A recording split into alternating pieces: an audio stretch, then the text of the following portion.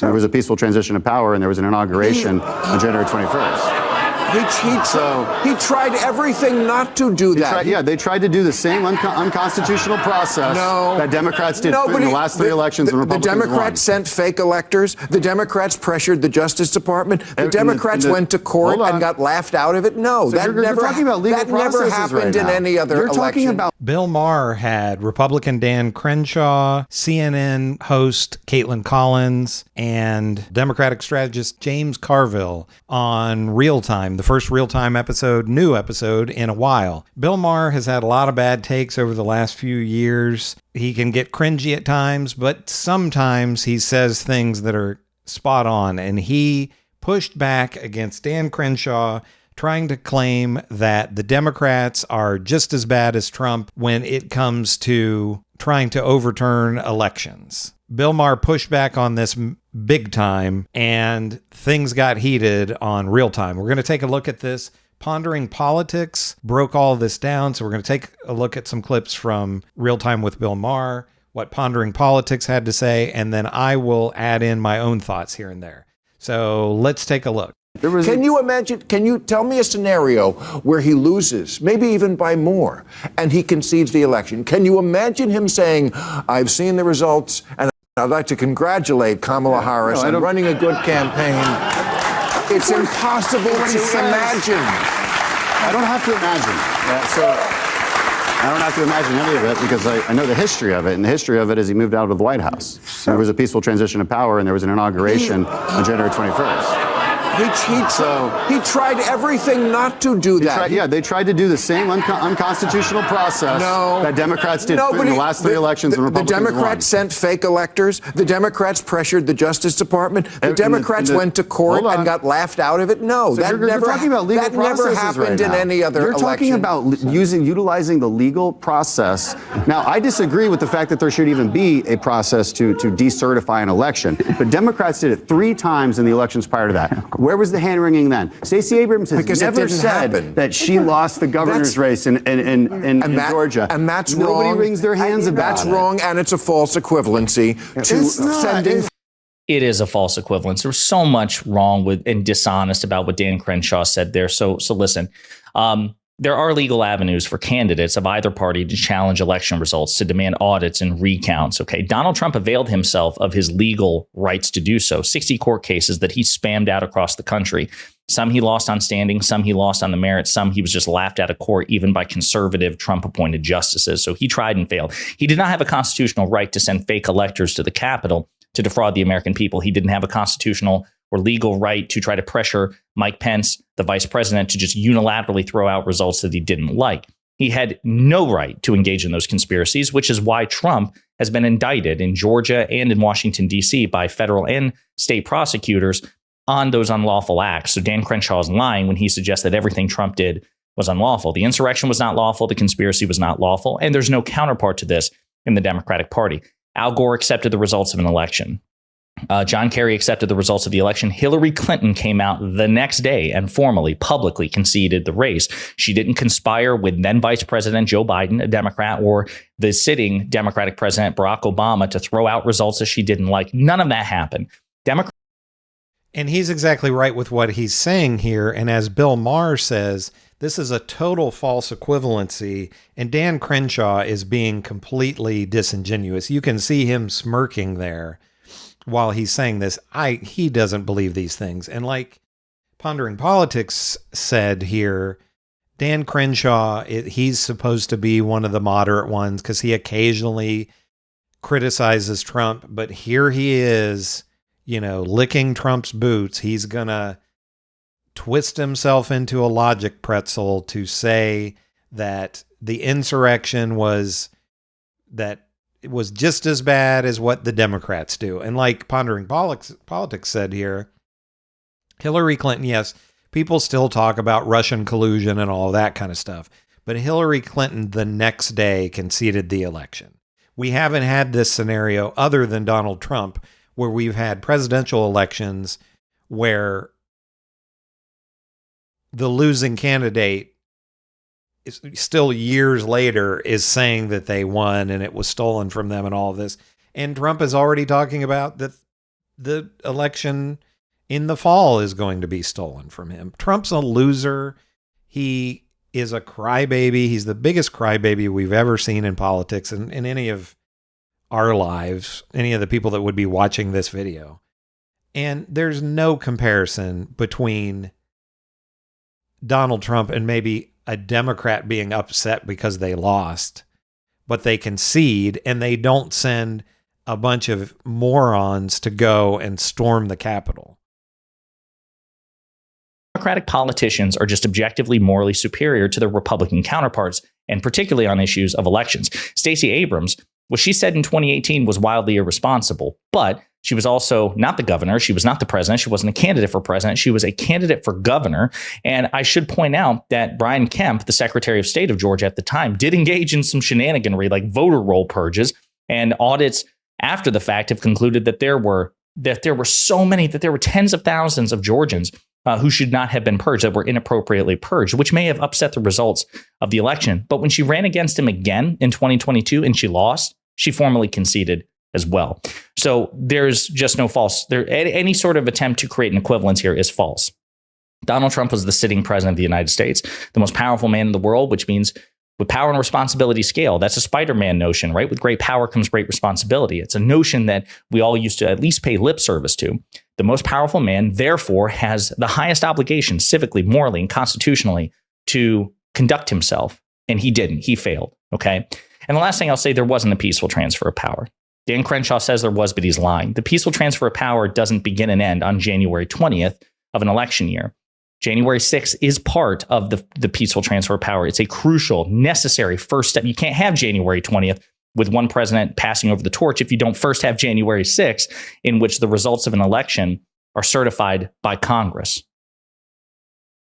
And like I said, Donald Trump was sending his goons, all the MAGA nut jobs, to go and, the Republicans now, they've changed their story so many times about January 6th. First, it was Antifa. These weren't actually Trump supporters. These were Antifa.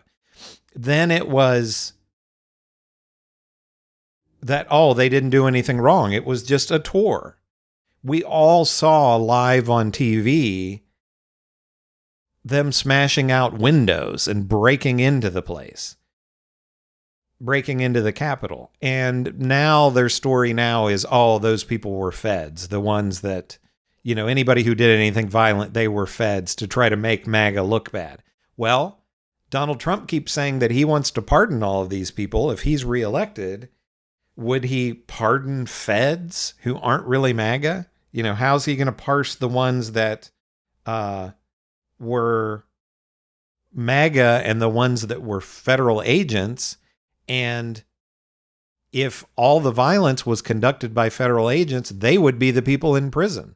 All of the MAGA people would be innocent, so there would be no need to pardon them. But again, it's logic pretzels. Donald Trump tried to stage a coup. We all know that. Anybody who was watching that day or watched video afterwards know he tried to overthrow an election. And Dan Crenshaw here on Bill Maher's show is just lying. Donald Trump shattered that by sicking a violent mob on the Capitol. So yes, Donald Trump did break the peaceful transfer of power, and he should be condemned for it. And Democrats have never done anything comparable. So I also want to play this other clip here, because CNN host Kaitlan Collins jumps in also with some fact checks and also points out some other meaningful distinctions about the shenanigans that Trump engaged in 2020 that Democrats simply never have. To act like what Democrats have done before, which is often something that Republicans, when we have them on my show, say when we talk about January 6th and the fake electors and Trump refusing to admit that he lost the election.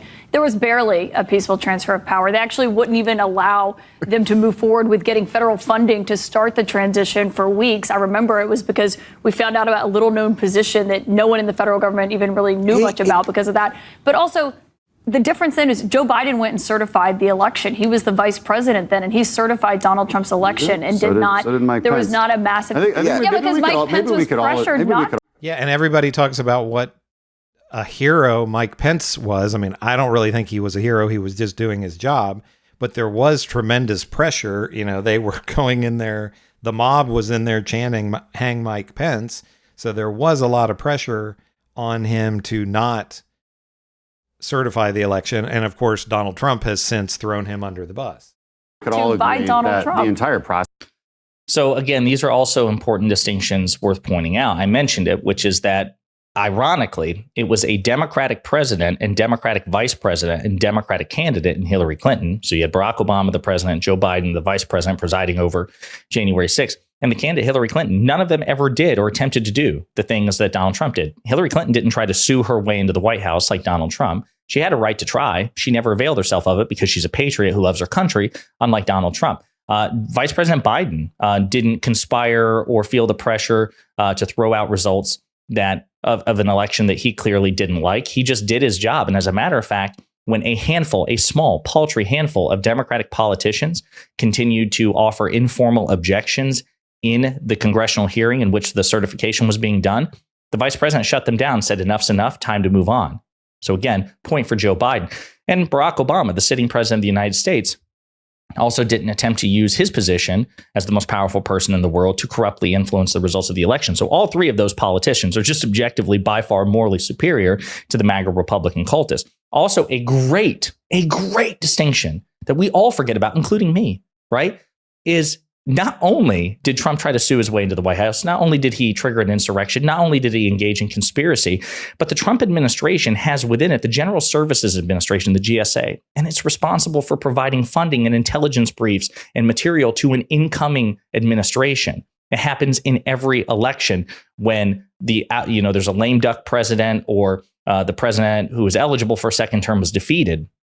Their administration is supposed to provide the federal funding and the intelligence briefings to the incoming administration to begin that transition process. The Trump administration blocked it 4 weeks, funding and intelligence briefing, putting the incoming Biden administration on a perilous back foot. Again, just an objectively moral failing of a Republican presidency that has never happened in a Democratic presidency. So kudos to Kaitlan Collins for pointing that out. As you can see.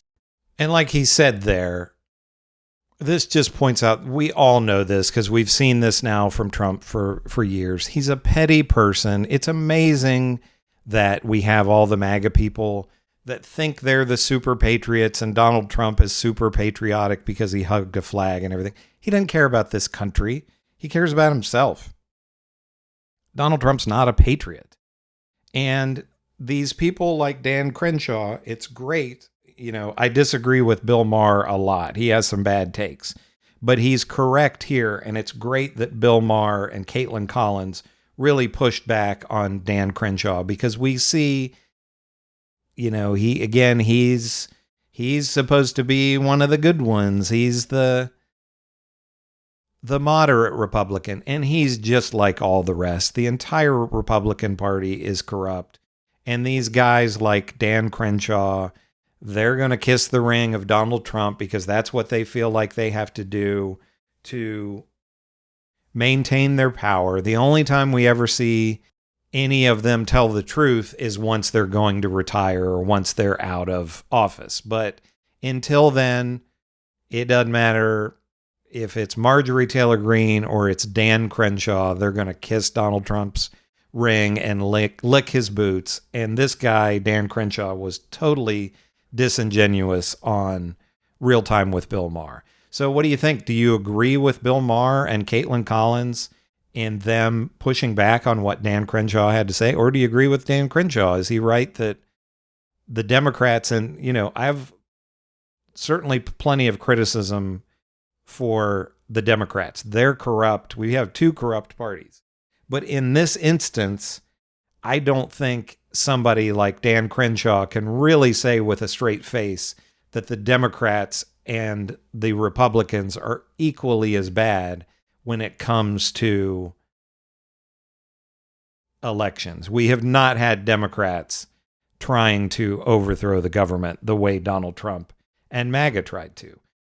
Make sure to give me a comment and let me know what you think about all of this, how you feel about Kaitlan Collins, Bill Maher, Dan Crenshaw, anything else.